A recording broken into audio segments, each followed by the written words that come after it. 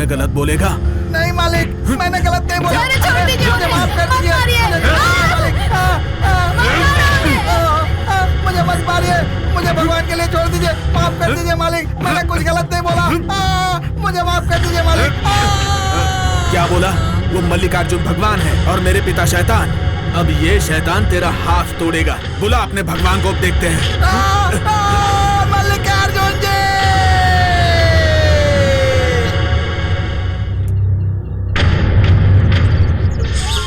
अब ऐसा क्या हो गया जो पूरे गांव वालों को इकट्ठा करके पंचायत बुलाई है इस मल्लिकार्जुन ने? ऐसे पेश मत आओ जैसे आपको कुछ पता ही नहीं है। आपके बेटे ने गलती की है, इसीलिए हम सारे लोग यहाँ इकट्ठा हुए हैं। चुपचाप खड़े रहकर मल्लिकार्जुन जी का फैसला सुनो। आराम से बैठकर कुछ भी फैसला करेगा और हम यहाँ हाथ पर हाथ धरे खड़े रहेंगे क्या? गलती करने वाला चाहे कोई भी हो, पंचायत में उसका सही फैसला होगा, यही रिवाज है। किसको सिखा रहा है ये घटिया रिवाज? एक मारूंगा तो 32 ही निकल आएगी। रुक, ये क्या कहता है, जरा हम भी तो सुने। ये कपड़े धोकर अपना जीवन बिता रहा था, तेरे बेटे ने इसका हाथ तोड़ डाला। इनका गुजारा कैसे होगा ये सोचकर ये यहाँ आए हैं। जवाब दे इन्हें। क्या जवाब दूं? हैं? ये अभी जवान है, गुस्से में आकर हाथ तोड़ दिया। सर तो नहीं उड़ाया ना? 10,000 दे दूंगा मैं इसे, लेकर जाने के लिए बोलो। राम जी, इन्हें 20,000 दे दीजिए। किस लिए? हम तेरे बेटे के दोनों हाथ तोड़ देंगे, उसी के लिए ये 20,000 दे रहा हूँ। ये तू क्या बोल रहा है? ओए, हाथ पैर तोड़वाकर मुंह पर पैसे फेंकने के लिए हमने कसाई का घर खोल रखा है क्या? कितनी बेरहमी से मारा है तेरे बेटे ने। ऐसे में पैसा देकर आसानी से उसे बचाना चाहता है। गाँव वालों के गंदे कपड़े धोने वाले एक मामूली आदमी के लिए एक धोबी के पक्ष में बात करके तो विषकंड का अपमान करने की कोशिश कर रहा है। ये तो ठीक नहीं कर रहा। ओए, किसे तू गंदे कपड़े धोने वाला कह रहा है? मंदिर की दीवारें गंदी होने पर ही साल में एक बार उसे रंगवाया जाता है। गांव वालों को साफ सुथरा रखने के लिए ये हर रोज उनके कपड़े धोता है। ऐसे इंसान के रहने से ही तू यहाँ पर शान से खड़ा है, बिना किसी भेदभाव के, किसी को अमीर गरीब समझे बिना। हम सब एक परिवार हैं ये समझकर अभी तक जीते आए हैं। यहाँ पर कोई छोटा बड़ा नहीं होता, सबके लिए न्याय एक ही है। मल्लिकार्जुन, तुम्हारा फैसला क्या है? इसका हाथ ठीक होने तक इसे जो कुछ भी चाहिए उसका इंतजाम तेरा बेटा करेगा। इसके अलावा गांव वालों के सभी गंदे कपड़े आज से तेरा बेटा धोएगा। यही इस मल्लिकार्जुन का फैसला है।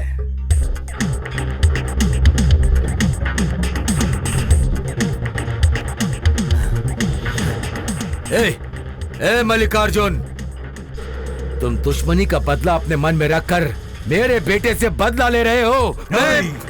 चाहे तेरा बेटा हो या मेरा बेटा हो, सजा सबके लिए एक ही है। मैंने जो सजा सुना दी वो अटल है। मल्लिकार्जुन नहीं, पूरे गांव वालों के सामने तू मेरी बेइज्जती मत करवा। तुझे जो चाहिए मैं दूंगा। ये तेरा आखिरी फैसला है क्या? मल्लिकार्जुन की जबान नहीं पत्थर की लकीर है। एक बार जो मैंने कह दिया सो कह दिया, ये मेरा आखिरी फैसला है।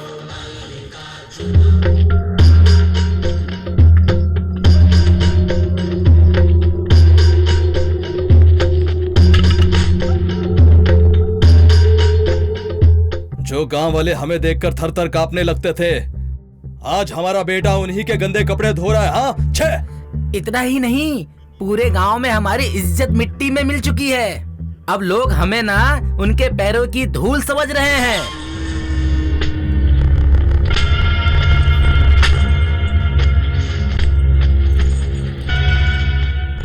चलते वक्त एक क्लास से भी जोरों से आवाज आती है। ऐसे में हम जिंदा लोग हैं। हमारी इतनी बेइज्जती होने के बाद भी हम नामर्दों की तरह हाथ पर हाथ धरे बैठे रहेंगे? अब हाँ कहिए भैया। आसानी से उखाड़ फेंकने के लिए मल्लिकार्जुन कोई मामूली पौधा नहीं है। मजबूत खड़ा पेड़ है वो। हमें उसे जड़ समेत उखाड़ फेंकना होगा, जल्द उखाड़ना होगा। माँ, माँ। ए सुको, इधर आ। क्या है? सूट के सिर पर है, दिखता नहीं क्या? अंदर ले जा। तू किसी ट्रंक से कम है क्या? एक सूटकेस भी नहीं उठा सकता। चल जा। माँ, सूर्या, तू आ गया बेटा? ठीक है ना? ठीक हूँ माँ। पापा कहाँ है माँ? सूर्यकांत ठाकुर जी आए हैं, उन्हीं से बात कर रहे हैं। सुन, मैंने तेरे पसंद का खाना बनाया है, जल्दी चल खाना खा ले। हाँ हाँ, ये सबसे पहले जरूरी है। हे, ये किसने तुझसे पूछा? माँ, मैं पापा से मिल के आता हूँ। हाँ, ये तो सबसे ज्यादा जरूरी है। पापा। हाँ, आओ सूर्या।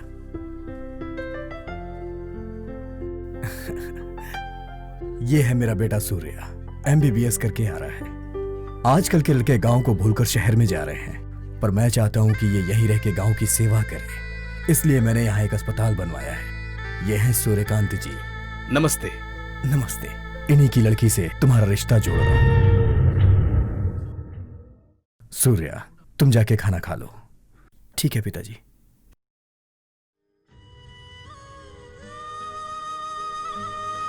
ये क्या भैया, शादी की बात सुनकर खुश होना चाहिए, तो आप उदास हो गए। मैं एक लड़की से प्यार करता हूँ, समझ में नहीं आ रहा है मैं कैसे बताऊं। सिर्फ इतना ही ना, बड़े मालिक से बोलेंगे तो काम हो जाएगा। ये नहीं हो पाएगा। क्यों नहीं हो पाएगा? मैं उन्हें ये बताना नहीं चाहता हूँ, हमें ही कुछ करना होगा।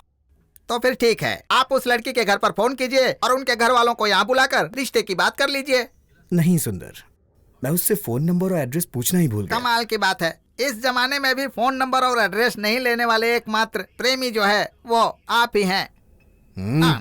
गुस्सा मत होइए, आप तो बड़े मालिक की बात टालने से रहे तो एंगेजमेंट के दिन उनकी पसंद की लड़की के मुंह से ये रिश्ता मुझे पसंद नहीं है ये कहलवा देंगे तो काम हो जाएगा।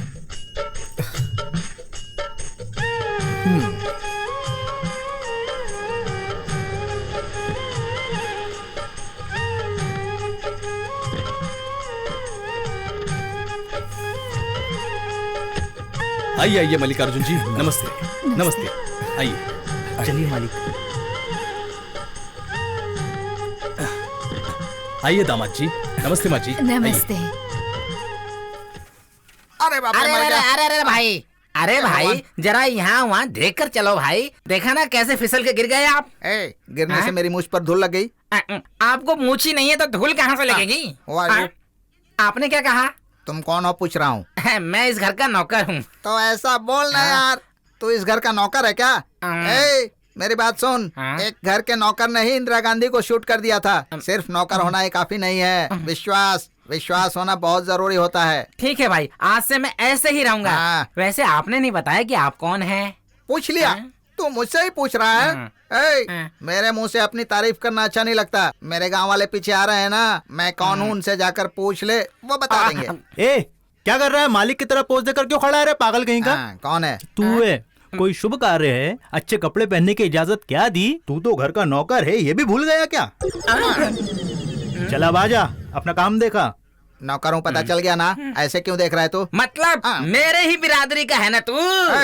नौकर हूँ पता चल गया तो लुंगी क्यों उठा ली तूने?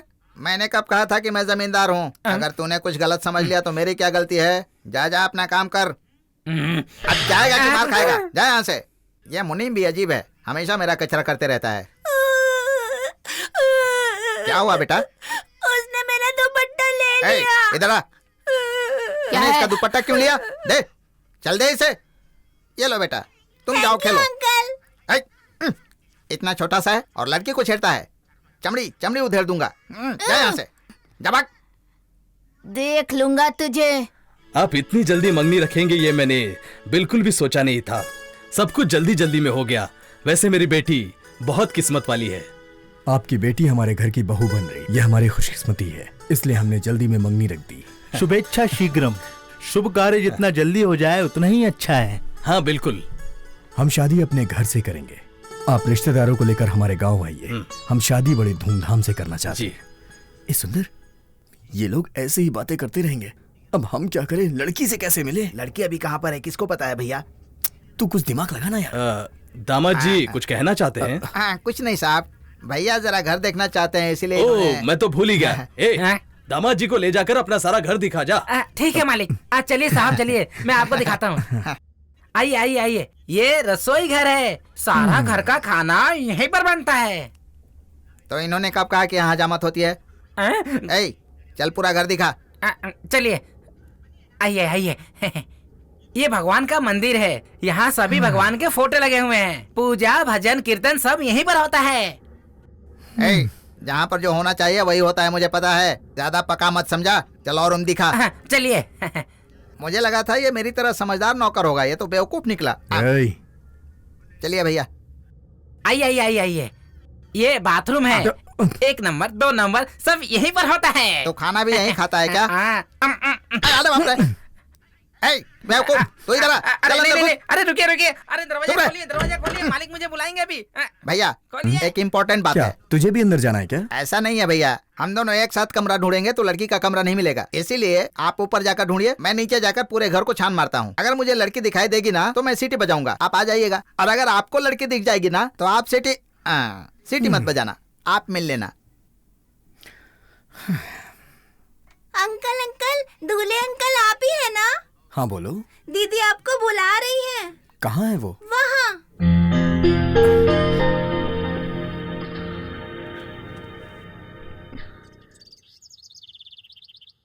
मैं सूर्यकांत जी की दूसरी बेटी हूँ। आपकी शादी जिससे तय हुई है वो मेरी बहन है। वो किसी और लड़के से प्यार करती है, उसे आपसे शादी नहीं करनी। इसलिए ये बात आपको बताकर और अब शादी को रोक दो, इसलिए मुझे यहाँ भेजा है। मैं भी यही कहना चाह रहा था, मुझे भी ये शादी नहीं करनी है। लेकिन ये बात मैं अपने पिताजी से नहीं कह सकता, क्योंकि वो हमेशा न्याय करते हैं। उन्होंने अन्याय किया ऐसा उन्हें नहीं लगना चाहिए। लेकिन अगर आपकी बहन ने कहा तो वो मान जाएंगे। वो कहाँ है बताइए? अरे बाप रे, मर गया। मुझसे पंगा लिया था ना? एसिड डाल दिया मेरी आंख में, एसिड डाल दिया। मुझे बचाओ, मेरी आंख फूट गई। हे भगवान। क्या हुआ बेटा? क्या हुआ पूछ रहे हो? मेरी आंख में एसिड डाल दिया। मैं कब से चिल्ला रहा हूँ, एसिड डाल दिया, एसिड डाल दिया। और सब पूछ रहे हो गधे कहीं के। बाप रे। किसी छोटे बच्चे ने मजाक में कुछ डाल दिया होगा, उसके लिए इतना हल्ला मचा रहा है। चल जा काम कर। भैया क्या हुआ तुझे? भैया इस घर के लोग सही नहीं है भैया, आंखों में एसिड डालते हैं। यहाँ शादी करना अच्छा नहीं है। अब ये नहीं हो सकता। वो क्यों भैया? उस लड़की से बात नहीं की क्या? लड़की का कमरा नहीं मिला? मिला, और लड़की से बात भी की। तो फिर क्या हुआ भैया? वो आपसे शादी नहीं करेगी ऐसा बड़े मालिक से बोल दे। आपको बताना चाहिए था ना भैया। ये नहीं होगा, और वो ऐसा नहीं करेगी, क्योंकि